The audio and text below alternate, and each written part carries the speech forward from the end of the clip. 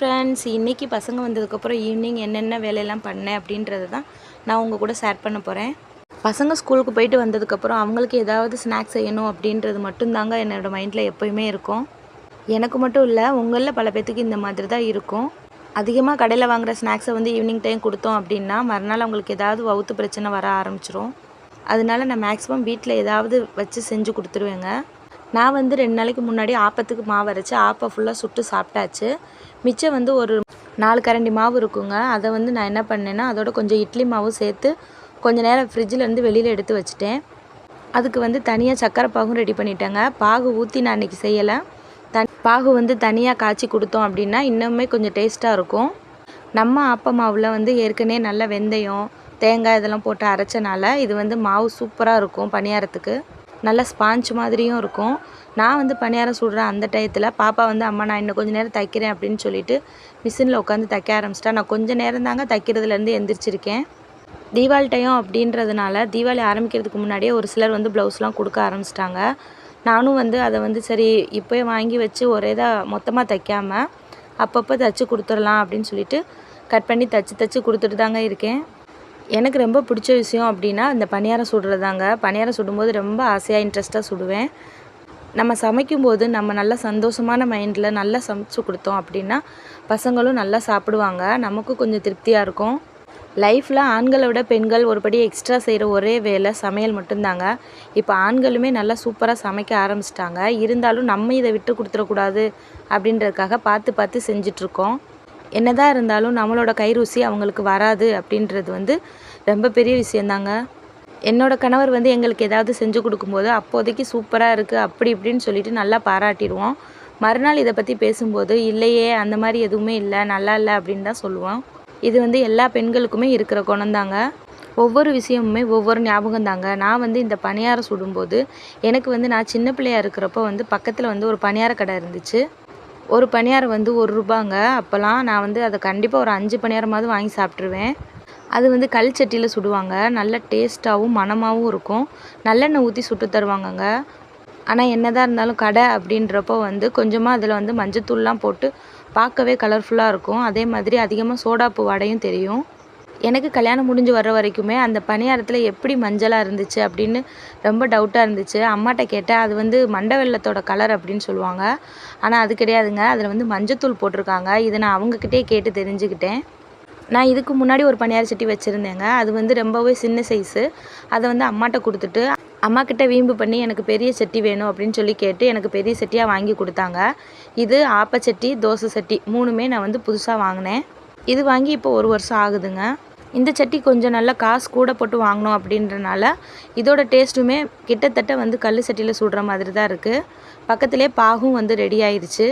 இது வந்து கருப்பட்டி பாகுங்க. கருப்பட்டி வந்து வீட்டில் இருந்துச்சு. ரொம்ப நாள் ஆயிடுச்சு இதை யூஸ் பண்ணாமல் அப்படியே வச்சுட்டேன் ஃப்ரிட்ஜுக்குள்ளேயே.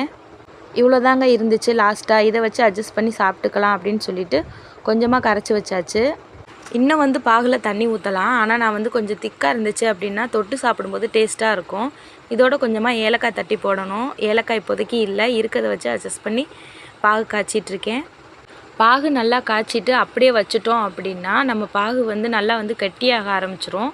அது கட்டியாகாமல் தடுக்கிறதுக்கு கொஞ்சமாக நம்ம வந்து இட்லி மாவு இல்லை தோசை மாவு நம்ம வச்சுருக்கிற பணியார மாவை கூட எடுத்து அதில் கொஞ்சமாக கலந்துட்டோம் அப்படின்னா பாகு வந்து கட்டியாகாதுங்க. நான் வந்து நம்ம நார்மலாக பணியாரம் சுடும்போது நம்ம வந்து சிலுக்கரிக்கி இல்லைன்னா ஏதாவது ஸ்டிக்கு வச்சு நம்ம இந்த மாதிரி எடுப்போம். ஆனால் வந்து என்கிட்ட ஸ்டிக்கு இல்லை, அதுக்கான ஸ்டிக்கு வந்து தொலைஞ்சிருச்சு. சிலுக்கரிக்கு போட்டோம் அப்படின்னா இது நான்ஸ்டிக் சட்டி அப்படின்றனால சீக்கிரம் வந்து சட்டி வேஸ்ட் ஆயிரும். அதனால் நான் இந்த ஸ்பூன் தான் யூஸ் பண்ணுவேன். ஸ்பூன் யூஸ் பண்ணி ஃபஸ்ட்டு நம்ம நல்லா வெந்த பணியாரத்தெல்லாம் எடுத்துட்டோம் அப்படின்னா ஒவ்வொரு பணியாரமாக வெந்துட்டுருக்கும். நம்ம இதை திருப்பி போட கரெக்டாக இருக்கும். கடவுளோட படைப்பில் நம்ம மனித பிறவி தாங்க ரொம்பவுமே கிரேட்டு. என்னையே கேட்டால் நம்ம வந்து எவ்வளோ விஷயத்த பார்க்குறோம், எவ்வளோ விஷயம் அனுபவிக்கிறோம். இது ஒவ்வொரு விஷயமுமே நமக்கப்புறம் நம்மளோட தலைமுறைகளுக்கு நம்ம விட்டுட்டு போகக்கூடிய விஷயந்தாங்க. இந்த பணியாரத்தை எங்கள் பாட்டி சுட்டிருப்பாங்க, எங்கள் அம்மாச்சி சுட்டிருப்பாங்க, அதுக்கப்புறம் எங்கள் அம்மா சுட்டு கொடுத்துருப்பாங்க. இப்போ வந்து நான் என் பசங்களுக்கு சுட்டு கொடுக்குறேன். இதை கற்றுக்கிட்டு என்னோடய பொண்ணும் இதே மாதிரி செய்ய ஆரம்பிச்சிருவா. இந்த மாதிரி விஷயத்தெல்லாம் நம்ம எவ்வளோ அழகாக செய்கிறோம், சிறப்பான முறையில் அதை கொண்டுட்டு போகிறோம் அப்படின்றது தாங்க இதில் இருக்க விசேஷமே. பாகை காய்ச்சி பணியாரத்தில் ஊற்றி சுட்ட காலம் ஒன்று. இந்த டைம் வந்து டயத்துக்கு டைம் நம்மளுக்கு இப்போ டக்குன்னு வேணுமா, அப்போயே பணியாரம் சுட்டுக்கிறலாம் அப்படின்ற மாதிரி நம்ம வந்து பாகு வந்து எவ்வளோ காய்ச்சி வச்சுருந்தாலும் தனியாக கூட ஊற்றி சாப்பிட்டுக்குருவோம். இனி வர்ற காலத்தில் டக்குன்னு பணியாரத்தை சுட்டு டக்குன்னு ஒரு டொமேட்டோ சாஸ் வச்சு சாப்பிட்ற டைமாக கூட வரலாம். நம்ம வந்து காலத்தை மாற்றலைங்க, காலம்தான் நம்மளை ஒவ்வொரு நொடியும் மாற்றிட்டுருக்கு. இந்த காலத்தில் இருக்க நம்ம ஒருத்தருக்கு ஒருத்தர் அன்பாக பாசமாக இருந்துட்டு நம்மளோட அடுத்த தலைமுறைகளுக்கு நல்லதே சொல்லி கொடுத்துட்டு போவோம். படபடன்னு பேசிக்கிட்டே பணியாரத்தையும் சுட்டு எடுத்தாச்சு. இதுக்கப்புறம் வந்து பசங்களுக்கு வந்து அதை தட்டில் வச்சு பாகு ஊற்றி கொடுத்துடலாம், அவங்களும் சாப்பிட்ருவாங்க. இதுக்கு இடையில வந்து நான் கொஞ்சம் கொஞ்சமாக கொக்கி வைக்கிற வேலை இருந்துச்சுங்க. அது வந்து ரெண்டுமே டிசைன் ப்ளவுஸ் அப்படின்றனால அது காலையிலேருந்து உட்காந்து தைச்சிட்டேன். கொஞ்சம் உடம்பு டயர்டாக தான் இருக்குது, எப்படா பசங்களுக்கு சாப்பாடை வச்சு கொடுத்துட்டு நம்மளும் படுப்போம் அப்படின்ற மாதிரி தான் இருந்துச்சு. எல்லோரும் கேட்குறீங்க, அக்கா அண்ணன் எங்கே இருக்காங்க அப்படின்னு சொல்லி கேட்குறீங்க. அண்ணன் வந்து வேலை விஷயமாக வெளியில் போயிருக்காங்க. பசங்க 2 பேரும் இருக்கிற வரைக்கும் காலையில் கொஞ்சம் நேரம் மட்டும்தான் அவங்க கூட ஸ்பெண்ட் பண்ணிவிட்டு மித்த நேரம் வந்து வேலைக்கு போயிடுறாங்க. நைட்டு வந்து எப்படி பசங்க தூங்குறதுக்கு கொஞ்சம் நேரத்துக்கு முன்னாடி தான் வீட்டுக்கே வர்றாங்க. அவங்க கம்பி கட்டுற வேலை பார்க்குறனால கொஞ்சம் தூரத்துலலாம் வேலை கிடைக்கும். இந்த மாதிரி டயத்தில் தான் வந்து வேலைக்கு போகவும் முடியும். மழை டைம் ஆரம்பிச்சிருச்சு அப்படின்னா அதிகமாக வேலை இருக்காது. இப்போல்லாம் அதிகமாக ஒன்றா சேர்ந்து சாப்பிட முடியலை. நான் மட்டும்தான் அவர் வந்ததுக்கப்புறம் சேர்ந்து சாப்பிட்டுட்ருக்கேன். பசங்க 2 பேருமே சீக்கிரம் சாப்பிட்டுட்டு அவங்கள தூங்க வச்சா தான் காலையில் வெள்ளனா உசுப்பி விட முடியும். கருப்பட்டி பாவுக்கும் பணியாரத்துக்கும் செம்ம டேஸ்ட்டாக இருந்துச்சுங்க. இந்த பணியாரம் நான் எப்படியும் சொதப்பிடும்னு நினச்சேன், சூப்பராக வந்துருச்சு. நீங்களும் இந்த மாதிரி ட்ரை பண்ணி பாருங்கள். நம்மளோட சப்ஸ்கிரைபர் சுதா, அவங்களோட பொண்ணுக்கு வந்து செப்டம்பர் 14 பிறந்த நாளுங்க. அவங்களுக்கு வந்து எல்லோரும் சேர்ந்து வாழ்த்து சொல்லுங்கள். அவங்க பொண்ணு பேர் மகிழினி.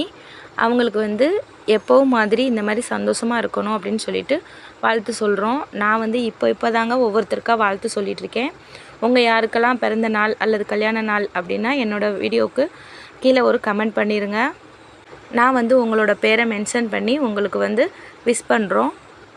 இது தாங்க இன்றைக்கி நான் தைச்ச ப்ளவுஸ், சூப்பராக இருந்துச்சு. இதுக்கு வந்து டிசைன் கொடுக்குறதுக்காக என்ன டிசைன் கொடுக்குறதுன்னு தெரியலை, சிம்பிளாகவே இருந்தால் போதும் அப்படின்னு சொன்னாங்க. இதில் வந்து ஸ்டோன் வச்சு ஸ்டிச் பண்ணியாச்சு. அதில் வந்து ஸ்டோனை வந்து சின்ன சின்ன டைமண்டாக கட் பண்ணி அதில் வச்சு விட்டாச்சு. சும்மா இருக்க டயத்தில் நிறையா டிசைன் ஞாபகம் வருங்க. இது வந்து பஃப் ஸ்லீவ் வச்சுருக்கேன். ஆனால் வந்து ஏதாவது நம்ம ஒரு ப்ளவுஸ் நல்லா தைக்கணும் அப்படின்னு நினைக்கிறப்போ டிசைன் எதுவுமே ஞாபகம் வராது. இந்த மாதிரி உங்களுக்கு அனுபவம் இருக்குது அப்படின்னா எனக்கு வந்து ஒரு கமெண்ட் பண்ணுங்கள். நம்ம வீடியோவை லைக் பண்ணிக்கோங்க, நம்மளோட சேனலை சப்ஸ்கிரைப் பண்ணிக்கோங்க. நான் போடுற வீடியோ உங்களுக்கு பிடிச்சிருக்கான்னு சொல்லி கமெண்ட் பண்ணுங்கள். இன்னும் ஏதாவது என்கிட்ட சேஞ்ச் பண்ணணும் அப்படின்னா அதையும் சொல்லுங்கள். என்னுடைய வீடியோவை ஃபுல்லாக பார்த்தவங்க எல்லாத்துக்குமே ரொம்ப பெரிய நன்றி.